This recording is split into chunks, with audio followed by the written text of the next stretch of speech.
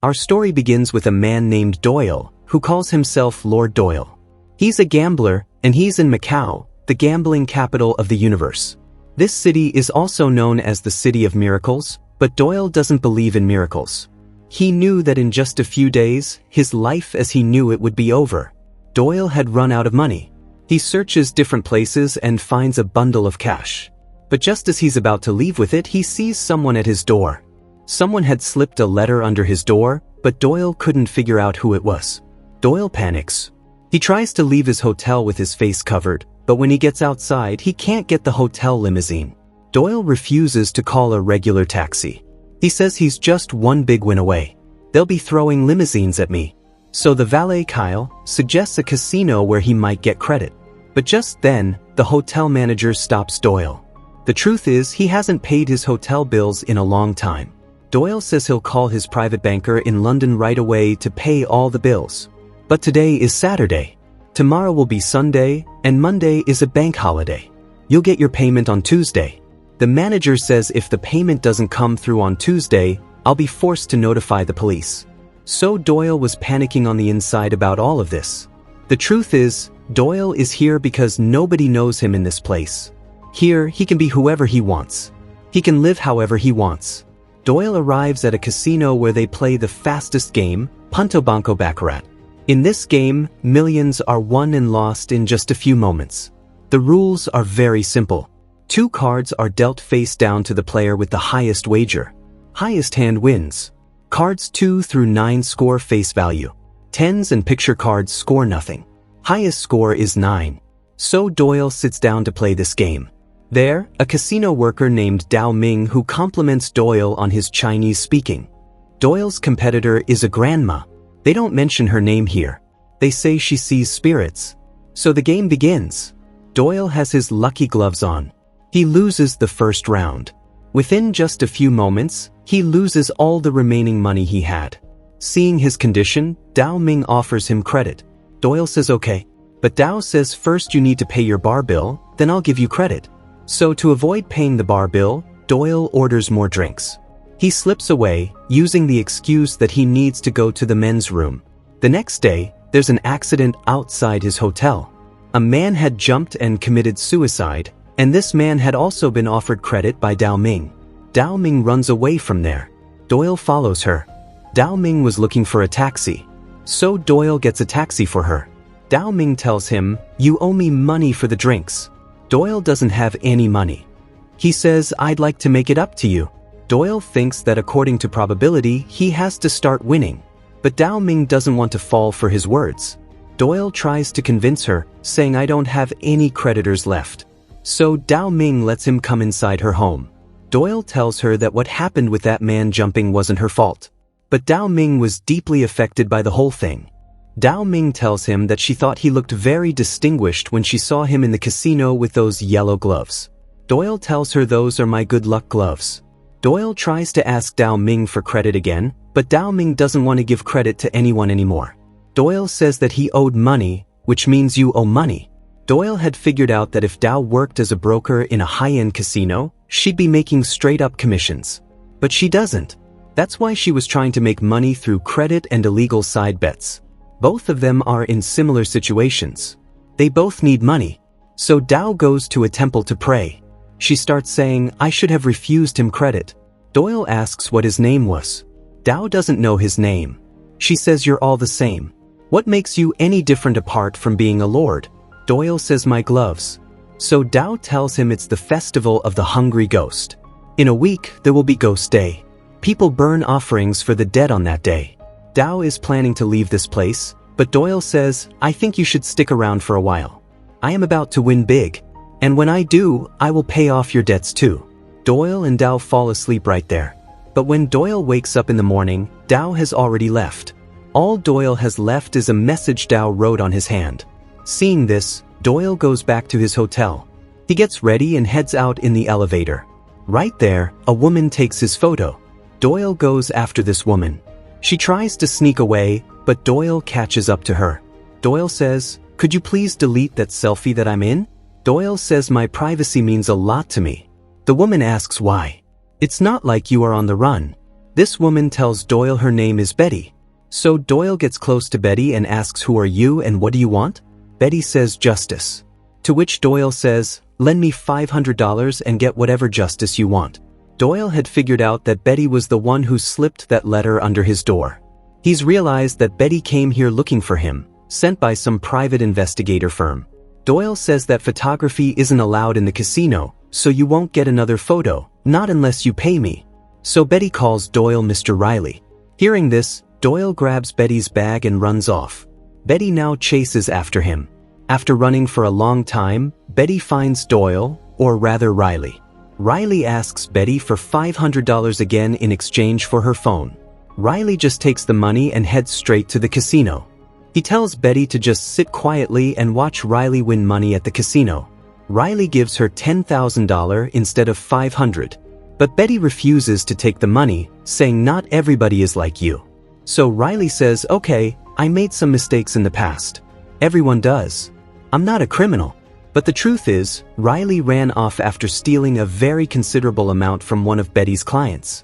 Riley says, "How about a dinner and a dance? Maybe we can come to some arrangement." Betty says, "How dare you?" Instead of taking her 500 rupees back, she tells him, "Keep it. You will blow it all on the next round of baccarat."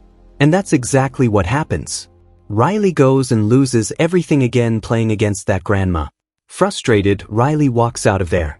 He had saved some money in his socks.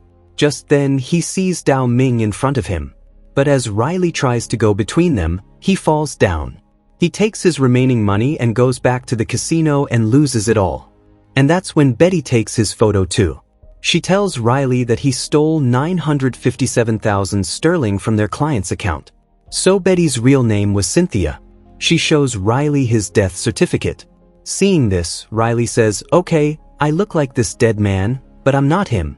I'm not Mr. Riley." So Betty puts a deal in front of him. Either deposit all the stolen money into my firm's account within 24 hours, or I'll have to get you deported to the UK to face charges. Now Betty could do this because she has Riley's photo. So Riley comments on Betty's job, saying even with all this hard work, you don't get much money. To which Betty says that you stole that money from a helpless old woman who trusted you to manage her portfolio. Betty says you are a criminal through and through, and a man whose childish pride has set him way beyond any redemption. Your Lord Doyle habits are shabby and amateurish. So Riley sits down to think, and that's when he remembers Dao's message written on his hand. He goes to Dao Ming's house, but it was locked.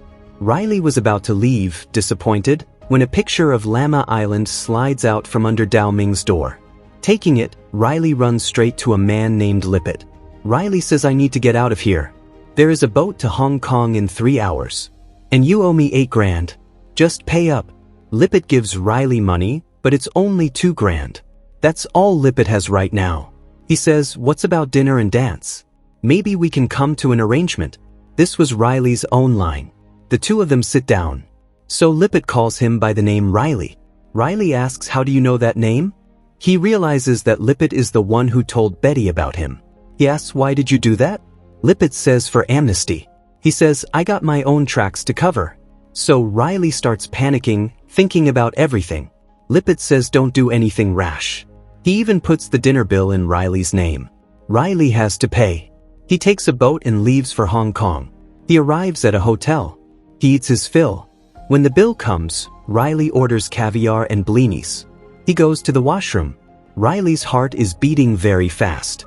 He looks for a way out, but there are guards standing at the hotel gate. Riley spends from morning to afternoon right there in the buffet area. He orders another drink, but the waitress says you need to settle up before ordering any more drinks. Riley takes out his wallet, but it's empty. In Riley's other pocket is that picture of Llama Island. Riley sees Dao Ming coming toward him. He gets so happy seeing her. All his panic disappears. Riley says, "I must have left my money in Macau." Riley's body was very hot. Riley says, "I was actually having a heart attack." And as soon as he says this, he has a heart attack. Riley regains consciousness in a small house built over the water. Dao Ming brought him here from urgent care. Riley had been sleeping for the past 2 days. Hearing this, he says, "I need to go. I am 2 days late." But Dao Ming says, "If you go back, you'll die. Gambling will kill you." So Dao Ming and Riley take a boat out into the water. They jump in and start swimming. At night, the two of them start playing a game where they only tell the truth. Dao Ming asks Riley, "What are you running from?" Riley tells her that he's running away after stealing money from a rich old lady. "I'm not just an addict, but also a thief and a liar." But Riley wants to get out of all this. He wants to be free of this shame. So he asks Dao, "Why do you want to help me?" Dao says, "Because you and I are the same." The truth is, in the village Dao comes from, girls were considered bad luck. So as soon as Dao grew up, she stole money from her parents so she could run away to live a better life. But a week later, her father died because of a broken heart. After that, Dao Ming worked hard every day to earn money. She put a little money aside, saving up for her mother, so that she would forgive her. But her mom sent the money back. Dao and Riley start talking about Buddhist hell, where there's a realm of hungry ghosts. It's for the people driven by greed. They have huge mouths and thin necks, and no matter how much they eat or drink, they can never be satisfied. Dao says it's not too late for you. But Riley says it'd take a miracle to change a man like me. After this, while Riley was sleeping, Dao Ming comes and sits beside him. When Riley woke up, Dao Ming wasn't there. Riley made himself some food. But while sitting there, he hears the sound of something. In front of him was a locked wooden shack. The password for its lock is the same one Dao Ming wrote on Riley's hand. Riley opens the shack and finds a lot of cash submerged in water inside. Riley throws the cash back into the water once. But the gambler inside him can't do that. He pulls all the cash out. Riley then puts on his suit, gets ready, and leaves from there. Riley takes a boat back to Macau. He starts gambling at the casino again. So as soon as he sees Betty coming there, he gets up and goes to sit somewhere else to gamble. This time, Riley was winning money. His winnings grew so much that the entire casino started cheering for him. The casino's security was also keeping an eye on his winning streak. So Riley goes back to his hotel. He pays his entire hotel bill in cash with his winnings. Riley goes to his hotel room and starts smoking. He jumps into the water, but right there he sees Dao Ming in front of him. Riley pulls his face out of the water and looks, but there's no one there. Riley was having strange hallucinations. So the casino head calls him in to ask about his winning streak. They were accusing Riley of cheating. One of their surveillance team members saw a figure standing behind Riley. They believe that a ghost is helping Riley. Riley couldn't believe these words. But these people ban him from playing at the casino anymore. Riley says, "I'd like to see that video." But the casino people refuse to show the video. The casino staff and associates are all superstitious. So their decision is very clear. Riley says, "Then I shall take my custom elsewhere." But he had been banned from all of Macau. So Riley puts all his winnings on his hotel bed. He starts drinking heavily and eating. He eats so much that he has to throw up. Riley starts having hallucinations. He starts seeing his grandparents on TV. Riley goes crazy. He calls Alfred and says, "I am offering you 8 million Hong Kong dollars on a single hand of baccarat. If I lose, it proves there is no ghost. And if I win, I leave Macau forever." Now Riley said this, but even he realizes how much depends on this one bet. He goes out in the evening with all the money. Betty tries to stop him, saying, "You were supposed to return that stolen money, not bet it." Betty threatens to call the police. Riley says, "That old woman isn't the only one I stole from. If you call the police right now, they won't get what they need." He says, "Let me play once. After that, I'll be able to pay everyone back. I have sworn to pay back all my debts." Riley says, "I am about to win more money on a single hand of baccarat than any human being on the planet has ever won before. And I can fulfill your wildest dreams." Riley asks Betty for a dance and leaves from there.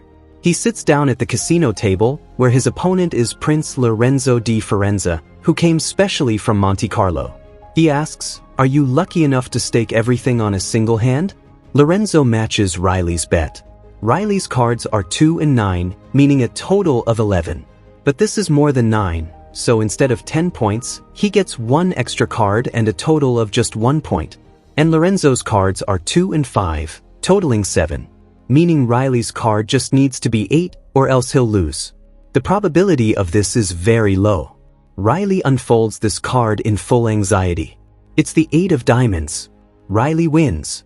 Lorenzo asks, what will you do with all that money? Riley says, I'll pay off my debts. So the scene shifts to Betty. She arrives in a ballroom where there's a lot of money lying around. From behind, Riley says, do you believe in miracles? Betty says, I do now. Riley has returned all the stolen money to that woman. Betty can't even believe it. She feels like this is some scheme of Riley's. But Riley gave Betty an extra 50 grand on top of that. He kisses her and says, live a little. Betty asks, what about the dance? But Riley leaves from there. On his way out, he gives the valet Kyle a good tip as well. Riley goes back to the casino where Dao Ming worked. There, the grandmother was waiting for Riley. But Riley says, I didn't come here to play. So the grandma offers Riley a side bet. Riley can't believe what she's saying. If Riley wins this bet, he can multiply his money 100 times. Riley's mind starts wavering again. The greed to make more money comes back into his mind. But Riley says, I am done gambling forever. I came here for Dao Ming. But the grandma says she is dead. She drowned herself on the first night of the Hungry Ghost by the temple. But Riley can't believe these words. He says, but we were together. The grandma says, I am sorry, but this is the truth. Riley is saying, I saw her. I was with her. Riley leaves his gloves right there, takes his money, and walks out. He goes to Dao Ming's house, but there's no one there either. Her house is completely empty. Riley takes out that Llama Island photo from his pocket. And right here, it's revealed to us that when Riley had a heart attack at the hotel, Dao Ming wasn't with him. He was completely alone. Dao Ming had actually already left him sleeping and gone long ago. Just then, Riley hears the sound of fireworks outside. Today was Ghost Day, the day when people burn things and give offerings to the dead. So Riley also takes all of Dao Ming's money to this festival and burns it. This was his offering for Dao Ming. Riley goes to the same shore where he and Dao Ming sat alone together. And with this, friends, this story comes to an end right here. Let us know in the comments how you liked this explanation. And don't forget to like the video and subscribe to the channel.